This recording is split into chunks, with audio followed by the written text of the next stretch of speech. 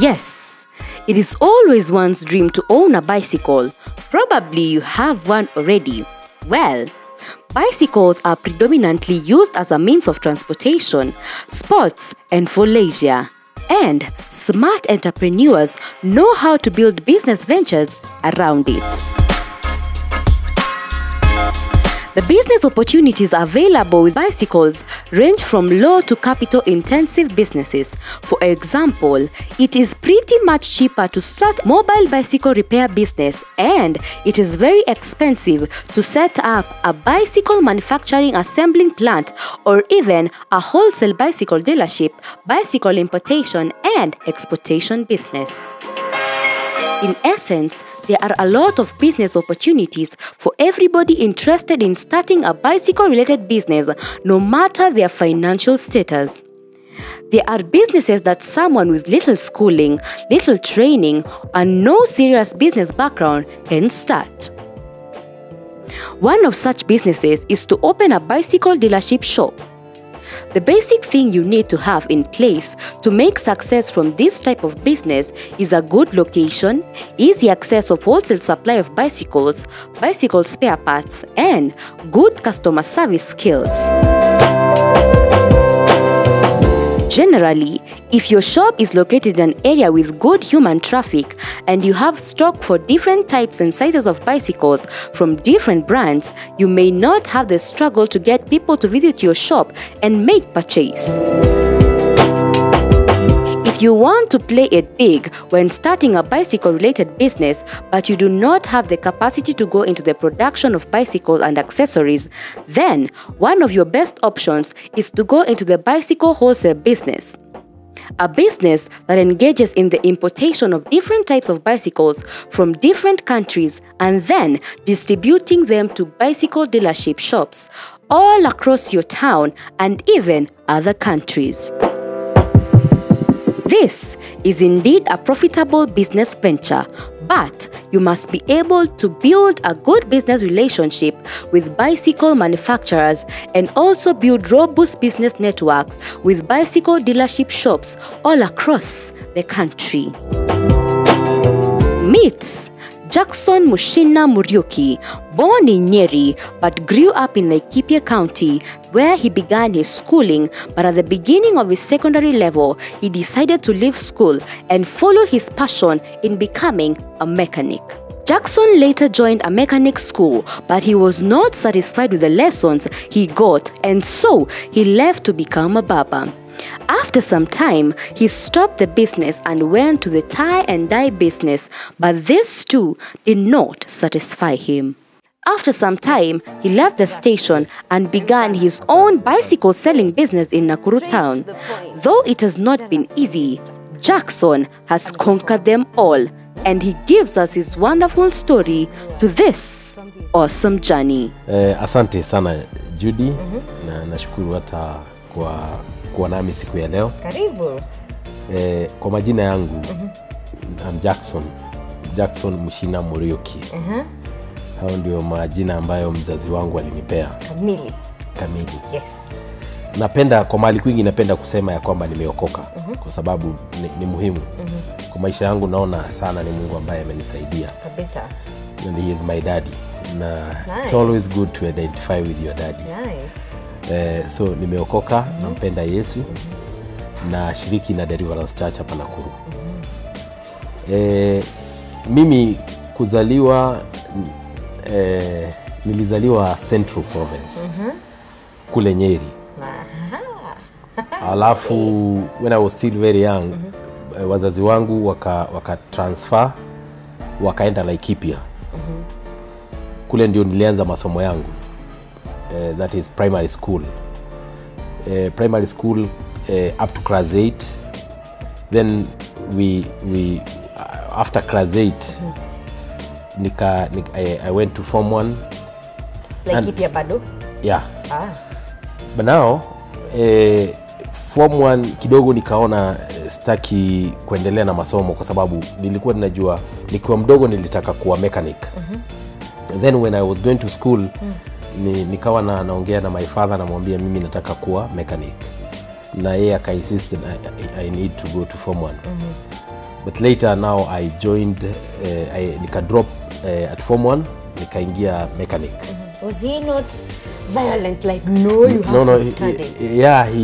He could not understand. By the way, everybody was like, this guy is not anatupea stress. Na nikaonekana ni kama ule kijana ambaye ni naughty boy.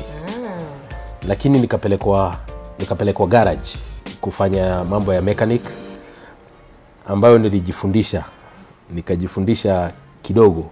Lakini mimi kulingana na kuelewa kwangu nilikuwa najua ukipelekwa kuwa mechanic unatakikana kuguza engine na kuanza kutengeneza engine. So you had a different thought. I had a different thought. But for 1 week these guys hawakuwa rao hata kuguza engine. I was doing panel beating. Mimi ndio nabebana na miguu. Nikashindwa kwani mechanic ni kazi gani? Because I thought it's something like an engineer or something. Nagojea engine. Na watu waanza kuniita and all that. So baada ya wiki 3 nika quit. I said to my dad, I'm not able to do mechanic. Now I know in his mind alikuwa anasema sasa ni nini huyu? Alishindwa sana ni kwa nini singeweza kuendelea, lakini kwangu ni vile mtoto akilelewa anafikiria vitu na anaziona kwa mtazamo tofauti. And now I came to Nakuru. My family ilikuwa hapa. Nikaanza kujifundisha mambo ya kinyozi. So I became a very good baba. Nikakuwa kinyozi. Hapo nikaanza kujifundisha mambo ya tie and dye and screen printing. Hiyo ndio nini? Kuweka nguo marangi, different colors, tie and dye. I did a small course, nikajifundisha hiyo kazi. Na in fact I became very successful. Nikafungua dye center yangu pale Egerton. Hapo Egerton University. Na wanafunzi wakawa wananiletea kazi sana. Mtu jeans yake, remember those days kila mtu anataka jeans. Yes. And actually kulikuwa na hiyo fashion ya jeans ambayo mtu alikuwa anataka kuvaa, ingine iko orange, mwingine anataka green. So we were doing dye. Tukawa na business kubwa pale ilikuwa inaitwa Dye Center. I was still very young boy. Lakini nikawa nimeimanage vizuri sana.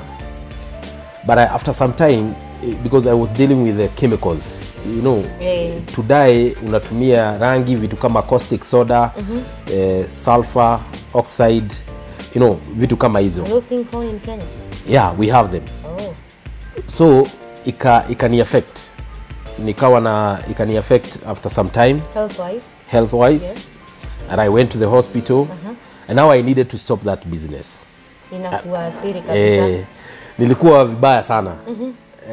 But wakati niliona sitaweza kuendelea na hiyo biashara, that's the time that maisha yangu ilinihit na nikajiuliza, na by the way nilikuwa nataka kuwa nani? And I realized I actually needed to be somebody in our nation. I did not want to, sikutaka ile maisha ambayo nilikuwa ninaishi. Sikutaka maisha ambayo nilikuwa sasa nimefika kwayo, whereby I need to do business here and there and nothing is succeeding. You want something that you I wanted to become now somebody in the society, somebody who can actually be emulated, Somebody influential. Yes. And now I realized shule niliachia pale form 1. Na nikajua siwezi kuwa kenye ninataka kama sitarudi kusoma. So I talked with my dad na nikamwambia, dad, sikuwa nimejielewa kabisa. Mimi naona sasa penye nimefika, nafikiria I need to go back to school. How did he react? In fact, what my dad said, I can't pay for your school fee. Okay. You wasted our time and I'm not willing to pay for your school fee. But our big brother could understand. Now they really supported me. Na wakasema hata kama dada hutaweza kulipa school fee, sisi tutaweza kumlipia. And finally he said it's okay. If he accept to go back to form 1, then we'll be paying for the school fee. Hey, shout out for the big bro. Yeah. and wote nikapelekwa form 1 and nilikuwa nimekaa nje miaka 5. You can imagine. You see joke. On reality, nilikuwa nimekaa nje for 5 years doing business. At that time actually I was very successful. Nilikuwa na ng'ombe. Nilikuwa niko na pesa. Lakini ninarudi shule form 1. Imagine. And when I was introduced to the school, and people could not even understand. But my heart was so much willing to study. I wanted to study. Nikaanza shule hapo, form 1, a very obedient boy. Yes. Form 2. By the time I was in form 3, actually I was the head boy of the school. Everybody was like, I think this guy is doing well. Na kila mtu akawa ananipenda pale shuleni. Nikasoma na nikamaliza form 4. Very disciplined boy, walimu walinipenda sana. Na baada ya kumaliza form 4 I came back now home na nikaenda college kusomea film production. Nikasoma mambo ya film production. And then after that I also did a course in hotel management. Na pia nikakuwa supported na Equity Bank na Mastercard. Nikasomea mambo ya management.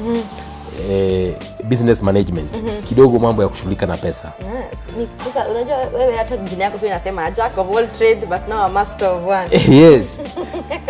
Nimefanya mambo mengi katika maisha. That is very nice. So kutoka hapo nikaanza sasa kufanya biashara kidogo ya mambo ya film production. Na pia nikawa nimeajiriwa na family. We have a business ambayo ni hoteli na wakanipea kazi pale kama manager. So I was doing management ya hoteli na kidogo nafanya film production na multitask. Na in fact during at the same time nadhani niliweza pia kuwork na kampani ya Azam kuuza ice cream.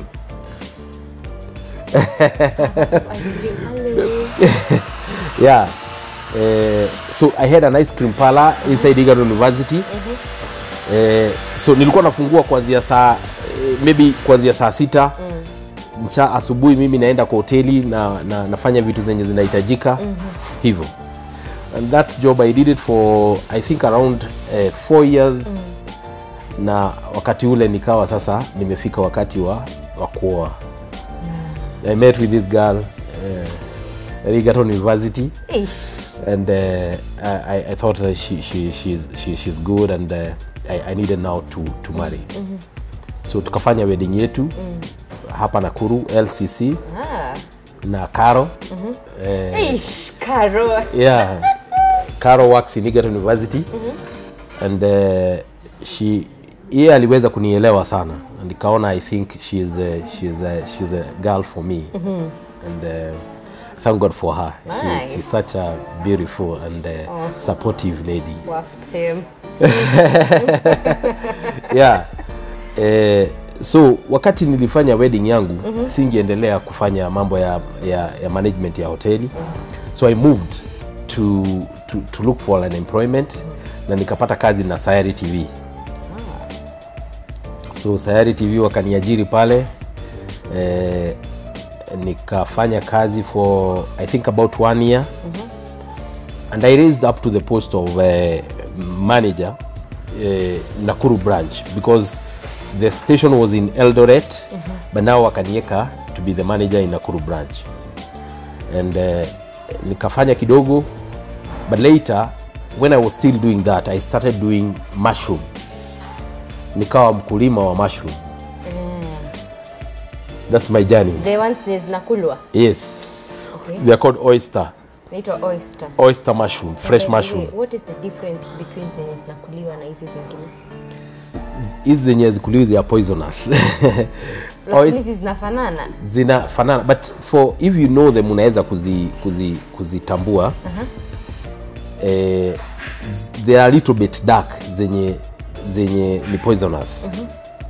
Lakini hizi zenye zinakuliwa zinakuaga we have button and we also have now oyster. The white one with the wide thing. Yes. So I started doing that. I was still in Sayari TV. Lakini bado nilikuwa nafanya hiyo farming ya mushroom. na nikawa a big supply in this town. Niliweza kusupply hotels kama America Hotel. And I was also doing the dry mushrooms and all that. But after some time zikawa zinani affect kwa sababu ziko na spores. When you go to mushroom at night kwa shamba yao, because you build a house and it's supposed to be very cold, zinarusha vitu zinaitwa spawns. So hizo vitu zikawa zinani affect health wise bad. Yeah, and I thought I cannot continue. Hapo ndio niliacha kufanya mushroom. But now there is this business that I've been doing, I think kutoka kitambo, kutoka nikiwa mdogo. Yes. Nilikuwa nafanya biashara ya kuuza bicycles. And I can tell you, it is so funny. From when I was still very young boy, Yes. mimi nikiwa na bike, watu wanaipenda. I don't know why. Yenye yako sasa. Yangu sasa. And in fact, I started with my first bicycle nikiwa mdogo. Bicycle ambayo niliweza kuipata pale, nilinunuliwa kama familia na my dad. Yes. And I sold this bicycle. Alinunua ukiwa mdogo? Yeah, nikiwa mdogo. That I asked him, can I sell this bicycle? He said, how much are they giving you? And I said, they are giving me 6,000. He said, no, I bought the bicycle at 3,000. That's profit. So nikaiuza. Ulikuwa age gani hiyo unaweza uza bike? At that time I was in form 1. I was in form 1 na nikauza bicycle. Niuzia jamaa anaitwa Taram, namkumbukaga sana. Because I later met with him after I think 15 years.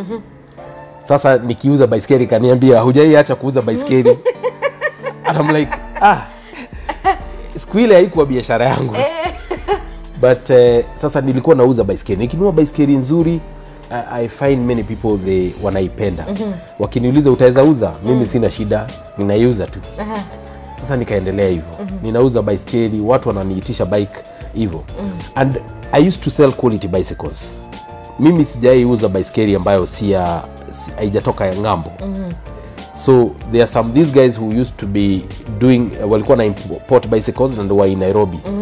So walikuwa wananiuzia moja na kuja nauza. Naendea ingine hivyo. Hiyo tu. But now kuna wakati ilifika nika realize I think this is my thing. Because one, I love bicycles. Two, I know so much about bicycles. Yes. So nikaona I think this is what I need to do as a business. So, and we have some relatives who are in UK. Yes. So I contacted them and nikauliza aje, unaweza nitumia bike? They were like, yeah. So lakini wakaniuliza itakujaje? Nikamwambia, if you find somebody who is coming to Kenya, eka bike. Na by the way wakapata watu wenye labda wanaleta bailers ama vitu zingine, wanawaambia tuwekee bicycle 10. Tuwekee bicycle 20. So that's how nilianza, hivyo ndio nilianza kuuza bicycle. Nikawa siwezi kosa bicycle. Sasa ninaweza kuwa na bicycle 10, 20, 100. I mean, and now there was this time that I needed capital now to invest in the business.